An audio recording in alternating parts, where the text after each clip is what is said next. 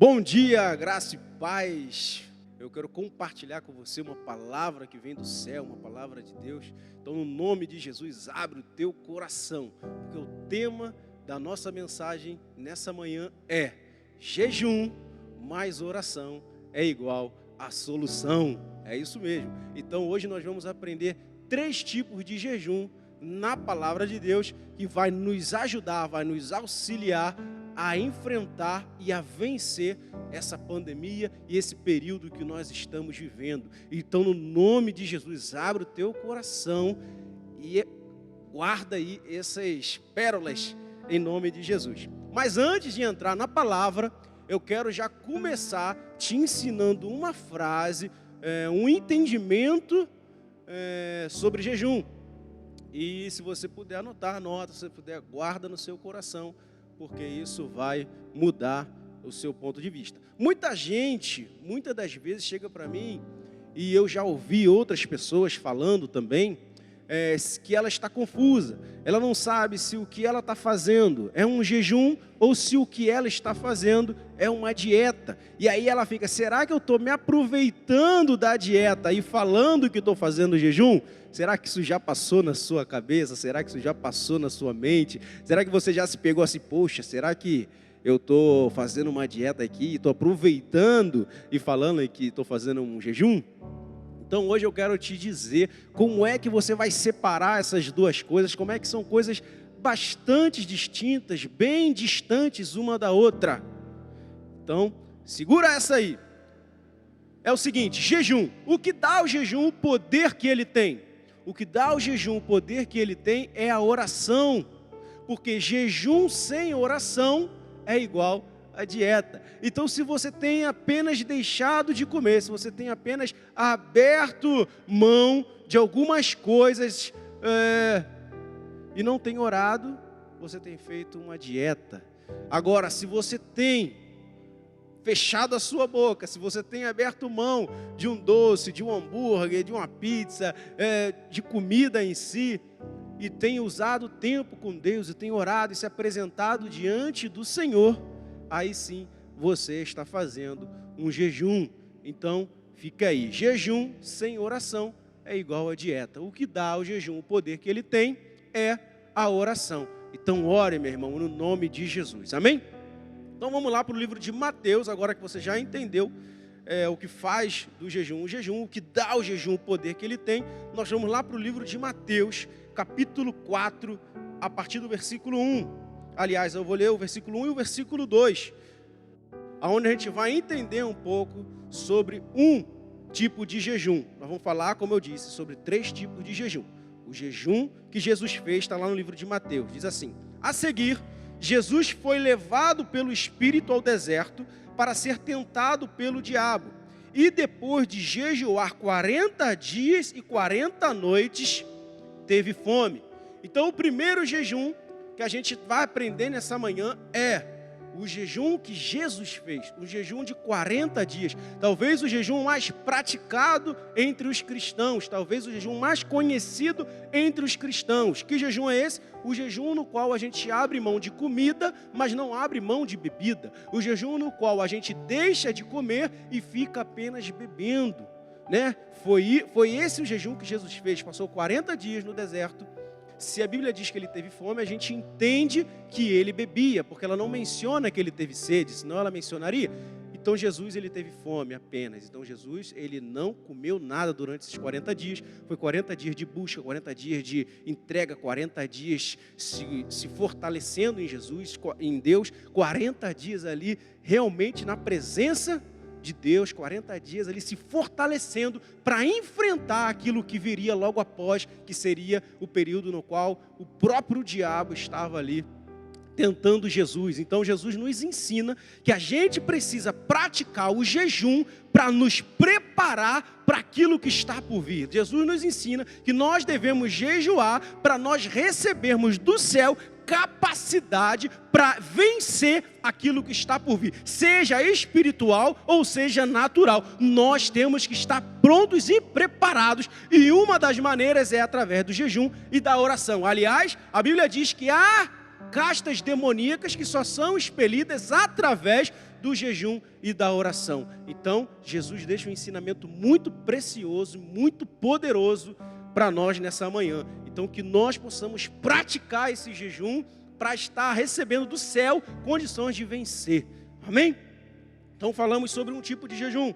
Vamos falar sobre outro. Vamos falar sobre o jejum de Daniel.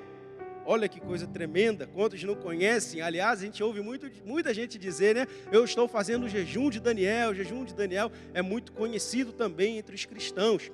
Aí lá no capítulo 1, versículo 8, diz assim, ó: resolveu Daniel firmemente não contaminar-se com as finas iguarias do rei, nem com o vinho que ele bebia. Então pediu ao chefe dos eunucos que lhe permitisse não contaminar-se. Olha que coisa poderosa e interessante. Primeiro, que a Bíblia já começa assim, ó: resolveu Daniel, ou seja, essa postura, essa atitude, essa motivação partiu dele para com Deus. Ei, Senhor, eu não quero, eu quero abrir mão das iguarias.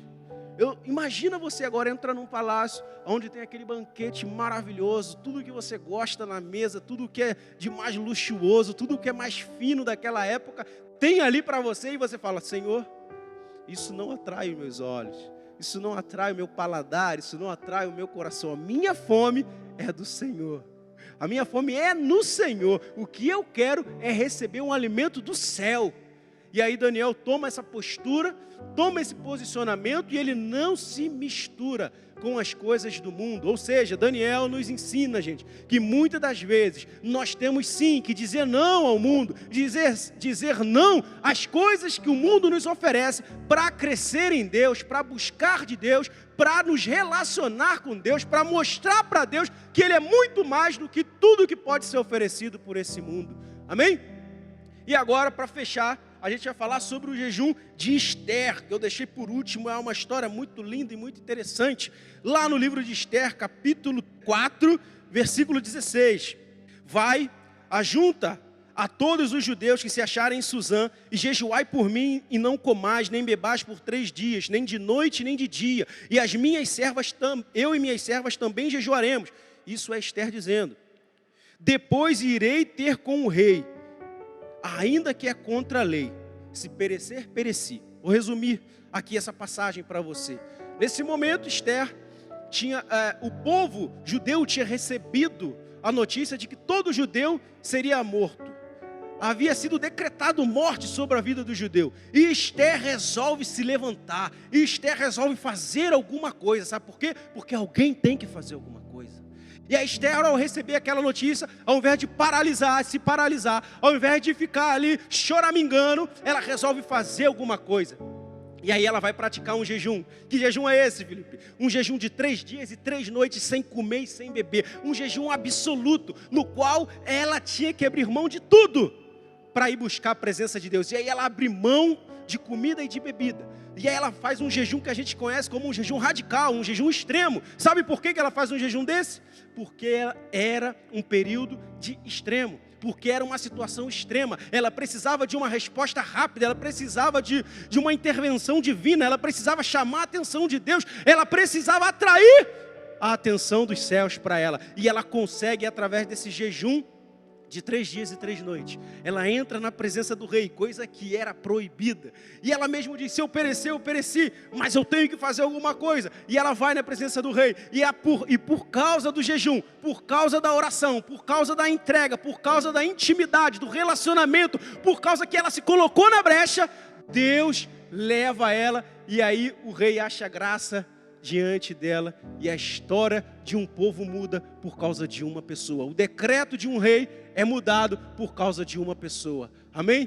Então, era isso que eu queria compartilhar com você nesse dia, e dizer que nós recebemos hoje 3, a Bíblia fala de outros, mas hoje nós recebemos 3 maneiras de nós chamarmos a atenção de Deus através do nosso jejum, da nossa oração, e mudarmos a história, mudarmos o quadro que nós estamos vivendo, não só da nossa nação, mas também de toda essa terra.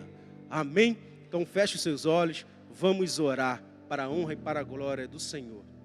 Senhor, nós queremos te louvar, te bendizer, te agradecer, Deus, porque tu tem, através da sua palavra, se revelado para nós, porque tu tem, através da sua palavra, nos dado e nos orientado como fazer, como, Senhor, viver e como praticar a tua palavra, como trazer a solução para essa terra, para essa geração, para essa humanidade. Pai, muito obrigado, que tu venha se revelar cada vez mais conosco, para nós, que tu venha se revelar cada dia mais conosco. Pai, no nome de Jesus, nós oramos, te agradecendo e te pedindo, querido Espírito Santo, continua ministrando em nosso coração a solução para esse período. Continue nos dando o remédio para essa nação, para esse mundo, em nome de Jesus. Muito obrigado, que o Senhor te abençoe, que o Senhor te guarde, que Ele faça resplandecer o seu rosto sobre ti e te dê a paz.